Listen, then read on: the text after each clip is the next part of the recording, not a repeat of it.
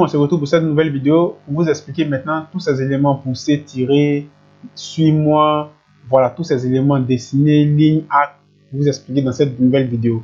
Donc, je réponds aux questions que vous me posez par des vidéos. Donc, une petite parenthèse avant de poursuivre encore la vidéo. Pour tous ceux qui m'ont demandé, c'est juste un petit rappel de créer une nouvelle chaîne qui va parler de business en ligne. Donc, je vous ai laissé le lien de cette nouvelle chaîne en description. Le groupe Telegram de cette chaîne qui va parler de business en ligne en description. Et encore mon groupe d'architecture qui parle de tout ce qui est 3D en description. Donc, vous allez retrouver tous ces éléments-là en description. Donc, toi, tu intègres en fonction de ce qui te convient. Donc, je ne peux pas mélanger business en ligne, tout ce qui est business en ligne avec 3D. Donc, c'est pourquoi j'ai réalisé une nouvelle chaîne en fonction de la demande que vous m'avez proposée. Donc, juste une petite parenthèse. Bon, maintenant, on va rentrer dans l'idée même de la vidéo. Donc, comme je l'ai dit, je vais vous expliquer les éléments de dessin. Donc, on va aller un peu vite. Ici, c'est, je viens dessus, c'est lignes. Donc, si tu veux tracer des lignes, tu viens, tu traces ligne. Ok. Voilà, tu veux tracer des lignes. Tu traces.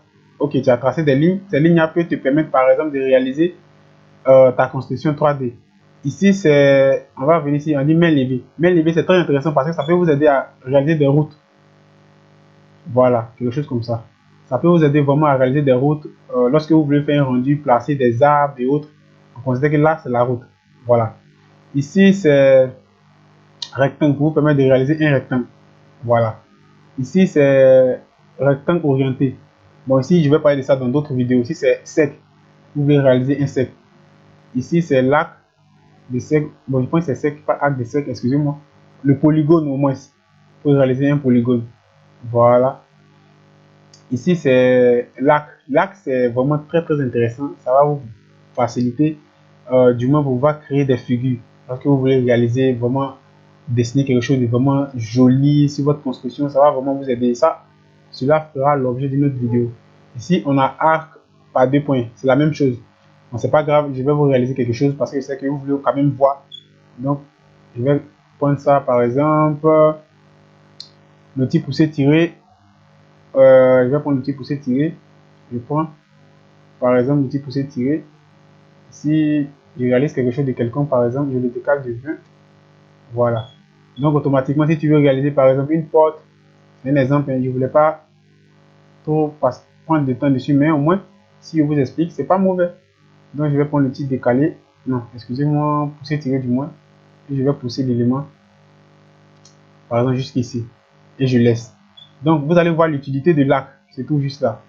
Par exemple, je vais prendre l'outil ligne, crayon main ligne, je vais fermer juste ici.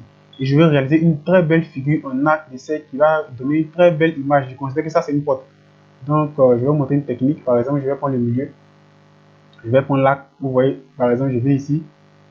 Et j'essaie de le tirer. Par exemple, si tu mets, par exemple, je prends 12. Je fais encore la même chose ici. Par 2 points, je prends encore 12. On voit qu'automatiquement, ça peut te donner quelque chose qui est très intéressant au niveau du design de la porte. Donc, on voit que je peux supprimer. Voilà. Excusez-moi. Voilà. Donc, ça peut donner un design, un joli design au niveau de la porte. Un truc comme ça. Donc, c'est ce que vous devez comprendre là. Ici, c'est la même chose aussi. Ici, c'est l'outil sélectionner qui va vous permettre d'effacer. Par exemple, tu appuies dessus. Je sélectionne cet élément qui se trouve ici et je vais le supprimer. J'appuie Delete. Automatiquement, je le supprime. Ici aussi, c'est l'outil gomme. Il va vous permettre aussi d'effacer. Tu sélectionnes dessus. Bon, je vais effacer le rectangle qui se trouve ici. J'appuie, hop, et je l'efface. Voilà. J'appuie, je l'efface. Ici, c'est l'outil ligne. C'est la même chose que l'outil qui se trouve ici. Ici, ces éléments sont groupés. Ici, vous voyez que ces éléments sont détachés. Ici, les éléments sont groupés. Voilà, c'est les mêmes éléments. J'ai fait exprès pour que vous puissiez mieux comprendre. On peut les grouper comme on peut les laisser comme ça.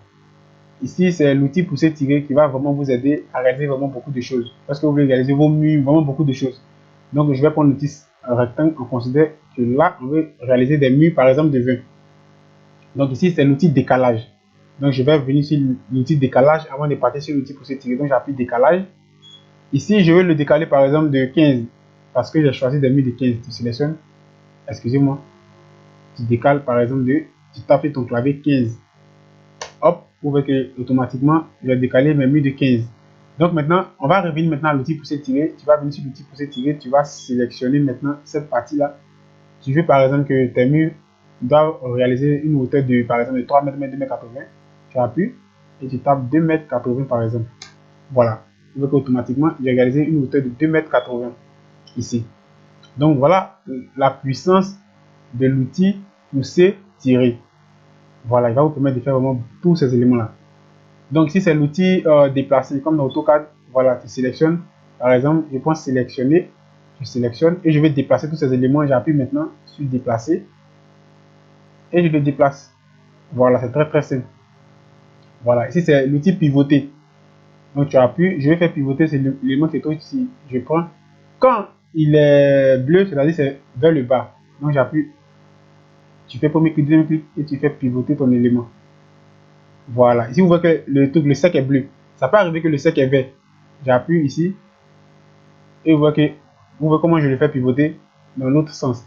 Donc la couleur définit le sens que tu veux utiliser. Voilà, vous voyez maintenant. Ok, j'espère que vous avez compris. Ici c'est l'échelle, comme j'avais expliqué dans l'autre vidéo où j'ai parlé de l'interface. Par exemple, vous n'êtes pas par exemple d'accord pour l'échelle de cette maison et que vous voulez réduire par exemple les dimensions, vous appuyez, vous sélectionnez d'abord l'élément, vous venez sur échelle. Lorsque vous allez appuyer sur échelle, vous allez avoir des pointillés qui vont apparaître dessus. Voilà, vous voyez ces pointillés là. Donc si tu veux réduire la taille, par exemple, je sélectionne et je vais réduire la taille. Vous voyez, je sélectionne en fonction de la partie où tu veux réduire la taille. Je prends sur cette partie, je réduis la taille. Vous voyez, voilà, c'est ce que vous devez comprendre dans l'élément échelle. Ici, c'est outil mètre, c'est de mesurer. Par exemple, tu veux connaître la distance ou la longueur de cette partie. Je viens, premier clic, deuxième clic, par exemple, premier clic, excusez, et deuxième clic. Moi, je viens comme ça. Excusez-moi, je vais bien partir, par exemple, ici. Voilà. On peut placer des lignes et qui vont vous permettre de vraiment mesurer l'élément. C'est-à-dire ici, je mets ces deux lignes-là. Et par exemple, je me dis que au milieu de cette partie-là, je vais placer par exemple une fenêtre. Et je veux connaître la distance d'ici à ici. Donc lorsque tu finis de réaliser avec l'élément qui se trouve utile, mettre, tu viens maintenant ici, regardez juste en bas ici. Rapporteur. Donc j'appuie sur mon rapporteur. Excusez-moi. Le rapporteur qui va vraiment vous aider pour aussi pivoter aussi avec ça. Tu vas maintenant venir dans l'outil cotation. Voilà, on va revenir dans cotation. Hop. Automatiquement, tu as la cotation de la partie où j'ai réalisé. Tu as la cotation automatiquement. C'est quelque chose qui est vraiment très pratique pour connaître la distance de ta maison si tu t'es pas trompé. Voilà, donc automatiquement, tu as la cotation. Voilà. Donc, l'élément qui va suivre ici, c'est pivoter, on dit orbite. Tu sélectionnes, tu pivotes. Voilà, tu mets clic droit de ta souris et tu pivotes dans tous les sens que tu veux. Voilà, ici, il y a un élément qui est sauté. Ici, c'est couleur. Lorsque tu appuies, par exemple, tu veux attribuer une couleur à ta maison. Voilà, tu viens on va rester dans la bibliothèque de SketchUp, on va choisir couleur. On va attendre et je vais prendre couleur. Et je mets la couleur qui me convient, par exemple. Je mets la couleur. Voilà. Ici, c'est panoramique. Donc, si tu appuies sur panoramique, tu peux te déplacer en panoramique. Ici, c'est zoom. Tu zoomes, tu dézoomes. Tu zoomes, tu dézoomes. Ici, c'est zoom étendu. Voilà, vous voyez, ici, c'est zoom étendu. Voilà. Donc, tous ces éléments-là, vous allez les retrouver aussi dans AutoCAD.